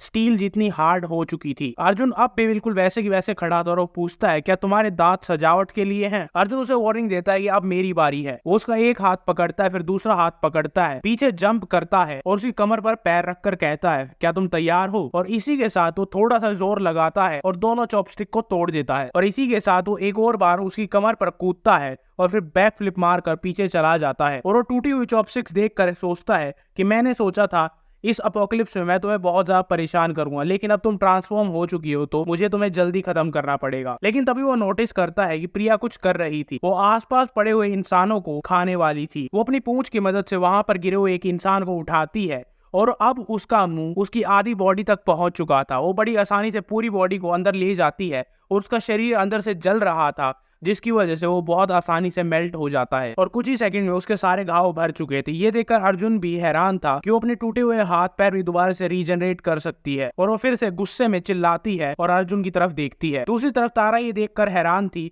कि ये सब मेडिसिन के टोटली अगेंस्ट है, ऐसा हो ही नहीं सकता कि एक इंसान अपने हाथ पैर दोबारा से जनरेट कर सके। लेकिन अर्जुन ये सब देखकर कहता है कि ये अच्छी बात है, और वो हैरान होकर कहती है अच्छी बात है, ये अच्छी बात कैसे है। अर्जुन एक इविल स्माइल के साथ कहता है अगर वो इतनी जल्दी नहीं मर सकती तो ये मेरे लिए बहुत अच्छी बात है, क्योंकि अब मैं धीरे धीरे जैसे मैंने सोचा था वैसे इसे मार सकता हूँ। इसके बाद प्रिया गुस्से से चिल्लाती है और पलक झपकते ही अर्जुन उसके साइड में आ जाता है और वो कहता है मुझे सिर्फ एक चीज पता लगानी है कि तुम कितनी बार अपने हाथ पैर रीजनरेट कर सकती हो, और उसका सिर्फ एक ही तरीका है, हम शुरुआत लेफ्ट आर्म से करेंगे। और ये कहते ही वो उखाड़ देता है। उसके बाद वो राइट साइड जाता है और कहता है अब इसकी बारी, और फिर वो राइट आर्म भी उखाड़ देता है। उधर से चिल्लाती है, चीखती है, उसकी कमर पर पैर रखता है, लेकिन वो बड़ी आसानी से तो अपने हाथ को रीजनरेट कर लेती है। उसने अपने हाथों को रीजनरेट तो कर लिया था, लेकिन उसकी वजह से वो बहुत ज्यादा थक गई थी, और जैसे ही वो पूरी तरीके से ठीक होती है अर्जुन की आंखें लाल हो जाती हैं और वो कहता है कि पहला राउंड तो खत्म हो चुका है, लेकिन दूसरे राउंड के लिए तुम तैयार रहो। वो एक एक करके उसके हाथ पैर निकालता रहता, उसके बाद पूंछ पर जाता और यहाँ वहां उसे फेंक देता। उधर से चिल्लाती और दोबारा से रीजनरेट कर लेती, और ये सारी चीजें तारा देख रही थी। और अब इसके बाद फाइनली 4th राउंड की बारी आती है, और उसके बाद 5th राउंड, फिर 6th राउंड। और जब ये सब कुछ हो जाता है वो जमीन पर रो रही होती है, और वो उससे पूछती है कि तुम ऐसा क्यों कर रहे हो। और अर्जुन को ये सवाल बिल्कुल पसंद नहीं आता, क्योंकि उसके हिसाब से जवाब बहुत ही ज्यादा ऑब्वियस था कि पिछली जिंदगी में उसने उसके लिए सब कुछ किया, उसके लिए खाना लेकर आया, उसके लिए सर्वाइव किया, उसकी हमेशा मदद की, लेकिन उसने अंत में अपने बेस्ट फ्रेंड के साथ मिलकर उसे जान से मार दिया। इसी के साथ अर्जुन कहता है कि मैं सेटिस्फाइड हूँ, मैं राक्षस नहीं हूँ, इंसान हूँ। और वो एक लात मारकर उसका खेल खत्म कर देता है। और ये सब खत्म होने के बाद तारा पीछे ही खड़ी थी, जो कि ट्रॉमेटाइज हो चुकी थी। वो उससे पूछती है क्या तुम ठीक हो। अर्जुन उसके सवालों को इग्नोर करता है और उसे बस कहता है क्या तुम तैयार हो। और इतने सारे केओस और लड़ाई झगड़े के बाद वो पूछती है तैयार हो, लेकिन किस चीज के लिए। वो उसके पास जाता है और कहता है मैंने हीरो की तरह इन सबको हराया है, तो मुझे कुछ तो गिफ्ट मिलना चाहिए। शहर के किसी एक और एरिया में एक इंसान हाथ ऊपर करता है और कहता है कि टेम्परेचर नॉर्मलाइज हो रहा है, क्या ये अपोकलिप्स का एंड है, क्या सब कुछ नॉर्मल हो जाएगा। दूसरी तरफ हमें दिखाया जाता है कि जो सोल्जर होटल में आया था फैंग, वो बहुत ही ज्यादा एम्बैरेस था, क्योंकि उसे अपने कैप्टन को कॉल करना पड़ रहा था। और अपने कैप्टन को कहता है कि यहाँ पर बहुत लोग आ रहे हैं और इसीलिए मुझे आपकी मदद चाहिए। इससे हमें ये पता चलता है कि वो रेस्क्यू पॉइंट था जहां पर सारे लोग मिलने वाले थे। वो छोटे बालों वाली कैप्टन बड़े ध्यान से देखती है क्या वहां पर क्या है, और उसे पता चलता है कि ये सर्वाइवर्स नहीं है, ये सारे म्यूटेंट्स हैं जो कि उनकी तरफ आ रहे हैं। और जैसे ही वो सारे ज़ॉम्बीज उन दोनों सोल्जर्स को नोटिस करते हैं, उनकी तरफ भागने लग जाते हैं अटैक करने के लिए। वो फैंग को कहते हैं ये सारे सिविलियंस को यहाँ से इवैक्यूएट करवा दो। वहां पर म्यूटेंट्स की कोई काउंट नहीं थी, ऐसा लग रहा था कि वो आते ही जाएंगे, वो कभी खत्म नहीं होंगे। और इसे देखकर फैंग कहता है कैप्टन आप वहां पर जाकर अपने आप को नुकसान मत पहुंचा लेना। कैप्टन कहते हैं कि मुंह चलाना बंद करो, जल्दी से रेस्क्यू पॉइंट पर जाओ और सबको इवैक्यूएट करो। दूसरी तरफ अर्जुन और तारा डांस कर रहे थे, लगातार बार बार डांस कर रहे थे। और वो तारा को कहता है कि अभी के लिए मुझे बाहर जाना है, लेकिन हम दोबारा आकर डांस करेंगे। उसके बाद वो बाहर जाता है और इस टाइम तक रात हो चुकी थी। वो अपने डायमेंशन स्पेस से कार निकालता है और उसे पता था कि फ्लड आने से पहले पहले उसे वापस आना होगा, क्योंकि उसे पता था कि रेस्क्यू पॉइंट पर बहुत ज्यादा भीड़ होने की वजह से वहां पर बहुत सारे ज़ॉम्बीज और म्यूटेंट्स जो भी हैं वो आ जाते हैं, जिसकी वजह से वो जगह तबाह हो जाती है। और उसकी वजह से वहां पर बहुत सारे सिविलियंस और सोल्जर्स मारे जाते हैं। और इसी बीच बहुत सारे गुंडों के हाथ में हथियार लग चुके हैं, और वो अर्जुन को रास्ते में रोकते हैं, कहते हैं कार से निकल जाओ। और अर्जुन अंदर बैठकर सोच रहा होता है क्या ये बेवकूफ है, एक कार को ऐसे रोक रहे हैं। और वो ज्यादा कुछ नहीं सोचता, वो बस एक्सीलरेटर पर पैर रखता है और उन्हें थोड़ा सा धक्का देकर वहां से चला जाता है। और एक बहुत ही फ्रेंडली तरीके से वो सबको वहां पर सुला कर आगे निकल जाता है। और उसे पता था कि इस लाइफ में वैसा ही होगा जैसे पिछली लाइफ में हुआ था। बहुत सारे ज़ॉम्बीज और सर्वाइवर की वजह से जो कि अंडरग्राउंड टनल में थे, वो अंडरग्राउंड टनल टूट जाएगी और आखिर में सारे लोग ज़ॉम्बीज बन जाएंगे। वो टूटी हुई सबवे टनल के अंदर देखता है, वहां पर उसे बहुत सारी लाल आंखें दिखाई देती हैं जो कि सारे ज़ॉम्बीज और म्यूटेंट्स की हैं। और वो सब वहां पर इसलिए थे क्योंकि उसकी कार की वजह से सब वहां पर अट्रैक्ट हो रहे थे। अर्जुन सोचता है कि यहाँ पर जाकर इनसे लड़ना और क्रिस्टल्स को ढूंढना मेरे टाइम की बर्बादी होगी, क्योंकि हर एक के सर को तोड़कर क्रिस्टल निकालना और ढूंढना बहुत ही मुश्किल होगा। और इस टाइम पर यहाँ पर बहुत सारे ज़ॉम्बीज और म्यूटेंट्स हैं। इसके बाद वो आगे कॉलेज में चला जाता है और उसे याद आता है कि ग्रेजुएशन के बाद वो यहाँ पर कभी नहीं आया था। इसके बाद वो एक जगह जाकर रुक जाता है और अपनी कार को डायमेंशनल स्पेस में दोबारा डाल देता है। वो एक बिल्डिंग के अंदर जाता है जहाँ पर उसे 2 म्यूटेंट्स मिलते हैं, लेकिन उनके गले के आसपास पट्टा बंधा हुआ था जो कि स्टील का था। उसके पीछे 3 लड़के खड़े थे जो कि बहुत ज्यादा कंफर्टेबल थे और कॉन्फिडेंट थे। उनमें से उनका लीडर कहता है कि तुम्हारी हिम्मत कैसे हुई हमारे एरिया में आने की, हम तुम्हें जाने देंगे, बस तुम्हारे पास जो बैकपैक है उसे यहीं छोड़कर निकल जाओ। अर्जुन अपने बैग में हाथ डालता है और चिकन लेग निकाल लेता है और पूछता है क्या कोई मेरी हेल्प करेगा खाने के बदले में। और वो लोग हैरान हो जाते हैं कि ऐसे टाइम पर किसी के पास चिकन लेग है। और वो कहते हैं क्यों नहीं, हम तुम्हारी हेल्प जरूर करेंगे, बस वो खाना हमारी तरफ फेंक दो। अर्जुन इस लेग पीस को उन दोनों ज़ॉम्बीज के पीछे फेंक देता है और उन सब के अंदर भूख इतनी ज्यादा थी कि वो उस चिकन लेग की तरफ कूद जाते हैं। लेकिन वो हैरान तब होते हैं जब वो धीरे धीरे दूर जाने लगता है, क्योंकि उसके आसपास एक रस्सी बंधी हुई थी जिसे कि अर्जुन बार बार खींच रहा था। और जब वो चिकन लेग उसके पास आ जाता है, वो कहता है कि तुम जैसे लोग इतना अच्छा खाना डिजर्व नहीं करते। वो लोग गुस्सा हो जाते हैं, अपने हथियार निकालते हैं और उसको मारने के लिए जाते हैं। लेकिन तभी अर्जुन गन निकालता है और 3 लाउड नॉइज के बाद वहां पर कोई नहीं बचता। और अर्जुन कहता है पिछली लाइफ में तो इतने सारे बेवकूफ जिंदा बच नहीं पाए थे, शायद जो टिप्स वो दूसरों को दे रहा था उसकी वजह से बहुत सारे लोग बच गए हैं। इसके बाद वो दूसरे फ्लोर पर जाता है जहां पर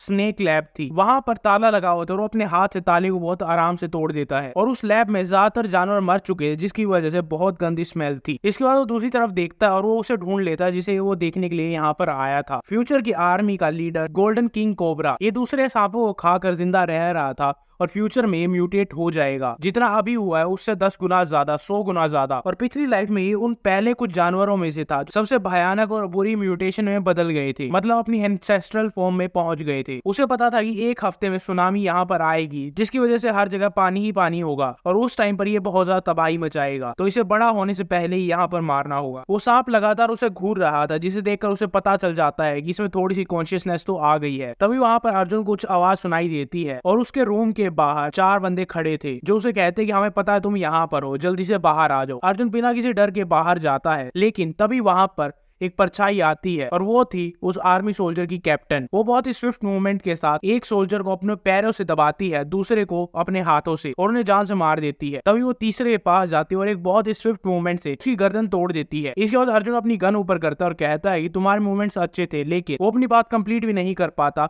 उसके हाथ से गन दूर फेंकती है और उसके साथ भी वही करने की ट्राई करती है। अर्जुन कुछ नहीं करता, वो 1 मिनट तक ट्राई करती है लेकिन वो अर्जुन का कुछ नहीं बिगाड़ पाती। उसके बाद वो अपनी गन ऊपर करता और कहता तुम हो कौन, और वो जवाब नहीं देती और इसके बदले में अर्जुन उसे चेयर से बांध देता है और उसे दोबारा पूछता तुम हो कौन। वो उसे बताते हैं कि स्पेशल ऑपरेशन टीम की मैं कैप्टन हूँ, तो तुम्हारे लिए यही अच्छा होगा कि अगर तुम मुझे छोड़ दो। अर्जुन वहां पर बैठकर खाना पका रहा था, एक फ्रेश मीट का टुकड़ा जो कि बहुत ज्यादा टेस्टी लग रहा था। अर्जुन उसकी सारी बातों को इग्नोर करता और उससे पूछता है क्या तुम किसी फैंग नाम के सोल्जर को जानती हो जो स्पेशल ऑपरेशन टीम में है। और वो हैरान हो जाती है कि ये फैंग को कैसे जानता है और उसे बताते हैं कि हाँ वो मेरा जूनियर है और मैं उसे जानती हूँ। लेकिन फिर वो उससे सवाल करती है कि तुम उससे कैसे जानते हो, और अर्जुन उसे झूठ बोल देता है कि एक बार मैंने उसकी जान बचाई थी। अर्जुन कहता है कि मैं तुम्हारी सारी बातें समझ चुका हूँ कि यहाँ पर कुछ गुंडे हैं जो कि बाकी सब लोगों को हॉस्टेज बनाकर इस पूरे स्कूल का कब्जा लेना चाहते हैं। वो उसे बताती है ये सब बहुत जल्दी हुआ जब वहां पर बहुत सारे म्यूटेंट्स आ गए थे और वहां से इवैक्यूएट करने के लिए हम यहाँ पर आए, लेकिन यहाँ पर कुछ गुंडों ने बहुत सारे लोगों को किडनैप कर लिया और हॉस्टेज रख लिया। इसके बाद अर्जुन कहता है ये तुम्हारी गलती नहीं है, ये सब कुछ इतनी जल्दी हुआ होगा, और अपने मन में कहता है कि मेरी नई पावर्स के साथ उनसे निपटना कोई बहुत बड़ी बात नहीं हो। इसके बाद वो पूछती है कि अगर तुम सब कुछ समझ चुके हो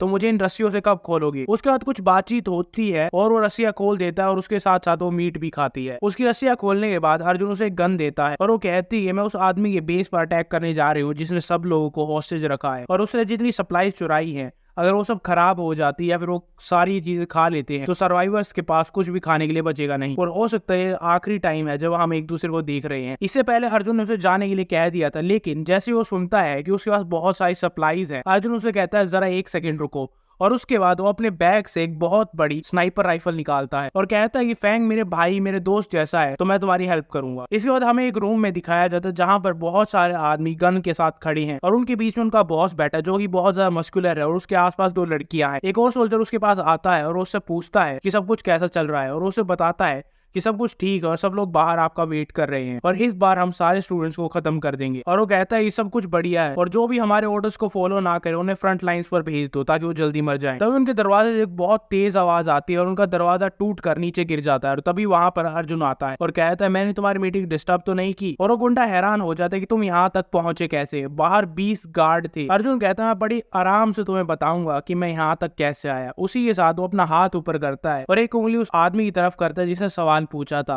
और वो कहता है बैंक, और तभी उसका सर फट जाता है। और ये देखकर रूम में जितने भी लोग थे वो सब हैरान हो जाते हैं कि कैसे कोई एक इंसान सिर्फ अपनी उंगली से दूसरे इंसान को मार सकता है। अर्जुन कहता है कि अगर सबको जिंदा रहना है तो सब अपनी जगह पर खड़े रहो और कोई भी हिलेगा नहीं। और उसका बॉस बहुत ज्यादा गुस्सा हो जाता है और कहता है कि अपना मुंह बंद रखो। और दूर से हमें दिखाया जाता है कि वो अर्जुन ने नहीं, एक स्नाइपर ने किया था और वो स्नाइपर थी उस टीम की कैप्टन। लेकिन उसे बहुत ज्यादा चिंता हो रही थी क्योंकि वहां पर बहुत सारे खतरनाक आदमी हैं जिनके पास बहुत सारे हथियार भी हैं और उसे अर्जुन की बहुत ज्यादा चिंता हो रही थी। लेकिन अर्जुन ने जब उसे हथियार दिया था, उसे स्पेशल इंस्ट्रक्शन दी थी कि यही करना है, और वो मनी मन सोचती है कि मैं इतने बेकार प्लान के लिए अग्री कैसे कर सकती हूँ, ये बहुत ज्यादा खतरनाक है। और जैसे ही वो दोबारा से खिड़की की तरफ देखती है, वहां के कर्टन्स क्लोज हो जाते हैं। वो अपने कम्युनिकेशन डिवाइस में पूछती है क्या तुम ठीक हो, वहां पर क्या हो रहा है। और उसे पता चलता है कि वहां पर सारे लोगों को पता चल चुका है कि ये सारा काम अर्जुन ने नहीं, एक स्नाइपर ने किया था। वो वहां से भागती है क्योंकि उसे लगता है कि उसकी पोजीशन भी डिस्कवर हो चुकी है। वो बहुत जल्दी जल्दी बिल्डिंग्स को जंप करते हुए